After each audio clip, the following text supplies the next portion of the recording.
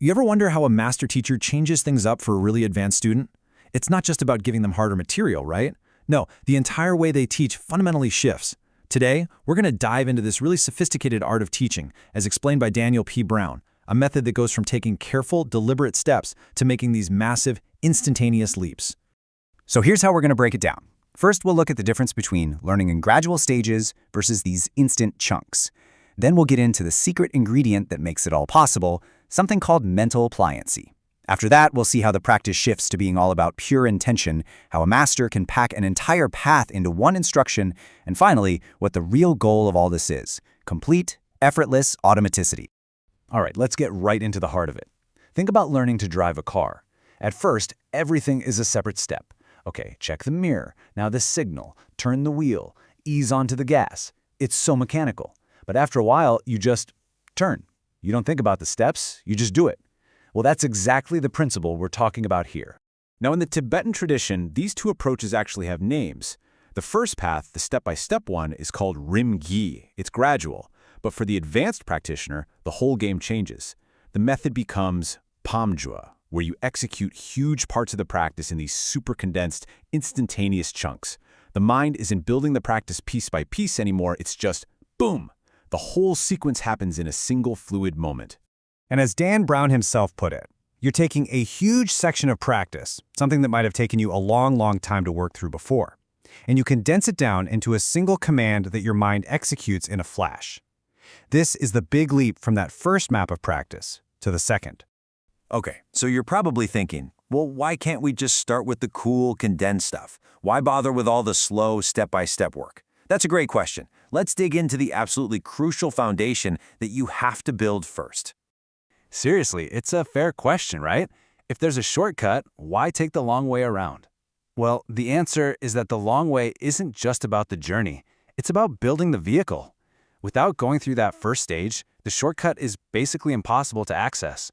And this is the vehicle we have to build. It's called mental pliancy, or Chigchar in Tibetan. And what is it? It's the mind's ability to just follow an instruction, instantly, perfectly, without any thinking or internal chatter about it. This is the absolute precondition for everything that comes later.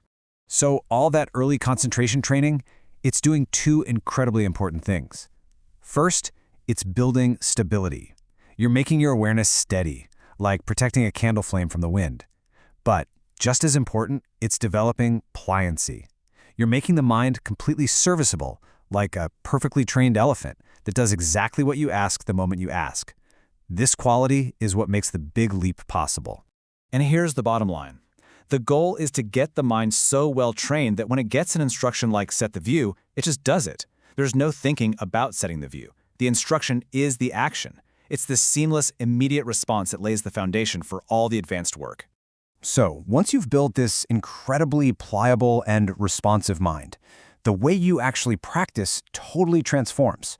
You're moving away from manually pushing levers and turning dials to something way more direct and, honestly, way more elegant. See, in the beginning, it's all about directed attention.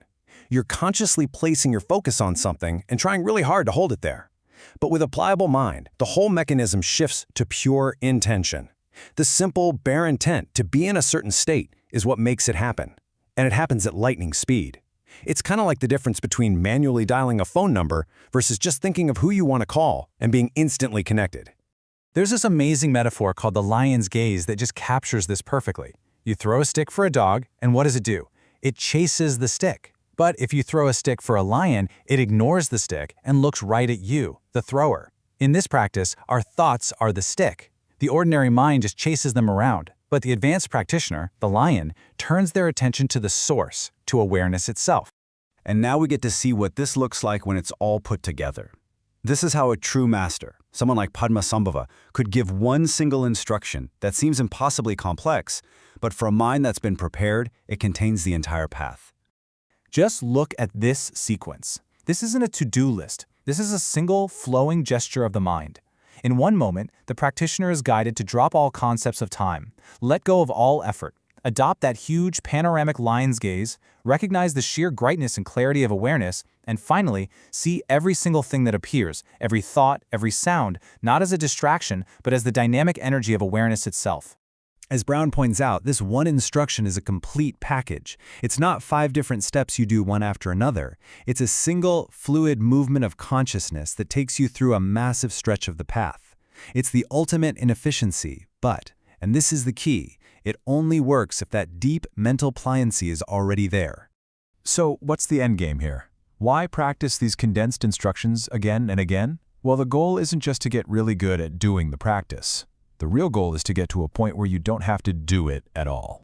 You can kind of see this journey in 3 phases. At first, it takes a lot of mental horsepower, a lot of cognitive effort to set the view and keep it there. But over time, it gets easier. It just takes a subtle little nudge of intention. And the final phase? Automaticity. The state just maintains itself. And this is the ultimate destination. We're not just talking about having nice, peaceful moments in meditation. We're talking about a permanent upgrade to the mind's operating system, where awakened awareness becomes your new default setting, running 24/7 whether you're on the cushion or out in the world. There's this beautiful line from a classic Dzogchen text that just nails it. It says that Rigpa, or awakened awareness, eventually takes over its own operations. It becomes self-sustaining. It doesn't need a you to hold it up or remember to do it anymore. It just runs itself. Your job, in a way, is finally done. And so, that leaves us with this really fascinating paradox to think about. The whole path involves this incredible effort, discipline, and precision, and it's all aimed at arriving at a state of complete and total effortlessness. So, what's the real goal? To get better at doing things, or to perfect the art of not having to do anything at all? This whole incredible synthesis of ancient wisdom and modern understanding is something we're able to explore thanks to the groundbreaking work of the late Daniel P. Brown.